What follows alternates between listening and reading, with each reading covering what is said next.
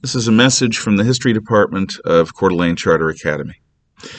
December the 7th, 2021 will mark the 80th anniversary of the Imperial Japanese Sneak Attack on American Naval and Air Bases at Pearl Harbor, Hawaii. In these attacks, our battle force, all of our Pacific Fleet battleships, were sunk. Over 3,000 Americans were killed in an unprovoked sneak attack. Background. The Japanese, as an ally of Adolf Hitler, asked for and was given French Indochina, what is today Laos, Cambodia, and Vietnam. Japanese troops marched in, and the puppet government of Vichy France approved it, and so Japan gained a vast quantity of rice production and the other benefits of controlling what was then French Indochina. This was also going to be useful for them in their ongoing quest to conquer the Republic of China. President Franklin Delano Roosevelt wisely protested against this, seeing an ongoing Japanese threat unchecked as being detrimental to the interests of the United States as well as our allies in China and throughout Asia. We made it clear that if the Japanese did not withdraw from French Indochina, we would embargo the sale of oil. At that time, the United States was the major supplier of petroleum products to the Japanese Empire. The Japanese Empire in the summer of 1941 had a choice to make. Will they give in to American demands, withdraw from French Indochina, and lose face? Or will they fight? The leadership of Japan was balkanized. The army did not work well with the Navy. Both military branches dominated the civilian government. The imperial household was trying to survive. There had already been a series of coups that had limited civilian power within the Japanese government. And even within the Japanese army, the most gung-ho organization for saving face and fighting, there was still factions about that disagreed about what attack should be made. Ultimately, they came together. The Japanese Empire is fundamentally different from Japan today. Post-war Japan, yes, still is Shinto. Yes, still has their god emperor. But post-war Japan has been fundamentally Americanized.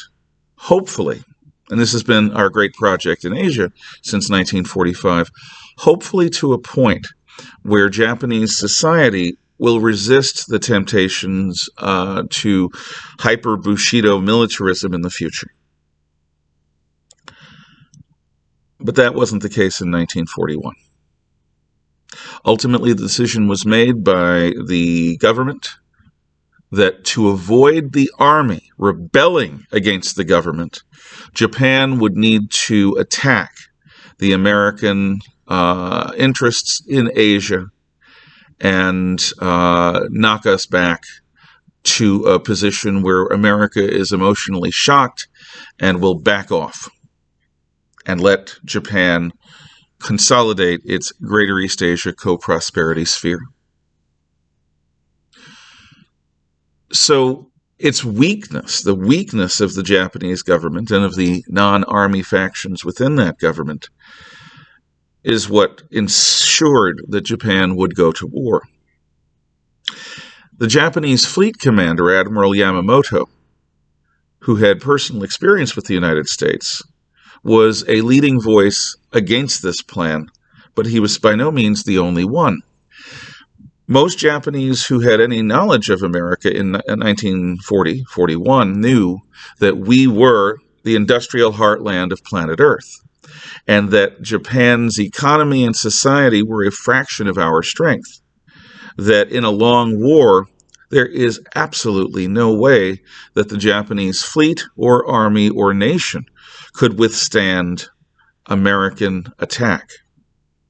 However, like today, and like whenever a free people is viewed by a dictatorship, the American people were seen to be weak, luxury-loving, lazy, and able to be intimidated. So the plan was to shock the United States, not by attacking the Philippines, which was an American colony in those days, which everyone expected, but instead, since our fleet had moved from San Diego, our traditional naval base, to Pearl Harbor, Hawaii, our fleet had moved into a vulnerable position. And that if the Kirubutai, the Japanese carrier force, which was by far the best naval air force in the world, by far at that time, could destroy the American battle force, and then the Japanese military could run roughshod over the American Philippines, the Dutch East Indies, British Burma, and even into British India, possibly even threatening Australia, that the American people would say, Finns, Finns, Finns, enough. That we would be shocked into accepting Japanese dominion over East Asia as a fait accompli. That was the risk. Yamamoto predicted that if the American people were not shocked into defeat, that Japanese forces would probably have about 6 months where they would achieve total victory. And after that, the American advantages in manpower and materiel would stop the Japanese advance and then reverse it. And he was quite right. This attack happened because of the mindset of officers within the Japanese army, a mindset that had been dominating Japanese government and society since the 1920s. And if the United States made an error, it was in our Secretary of State and our State Department not fully appreciating the Japanese mindset of that time. I do not think that it was avoidable. I do not think that we could have avoided embargoing Japan's oil. And once that oil was embargoed, they were desperate and cornered, and they reacted like people who are desperate and cornered. Their occupation of Indochina, and before that, their invasions of Manchuria in 1931 and China in 1937, made it impossible for the United States to ignore them taking yet one more territory. In the end, the attack on Pearl Harbor brought the United States into World War II. It's entirely possible that that attack saved the Allied cause in Europe and in Asia. In any event, it ushered in one of our bloodiest wars and a time when the United States became, in effect, the global hegemon, the world's policeman, protecting the free world from National Socialism, as it would later, during the Cold War, protect it from Communist Socialism. It's a big day. It's worth remembering. I hope that at some point, each of us will take a moment to reflect on how it must have felt. For example, for my father and mother-in-law, who were late high school, early college age, when the attack happened. All security about the future went out the window.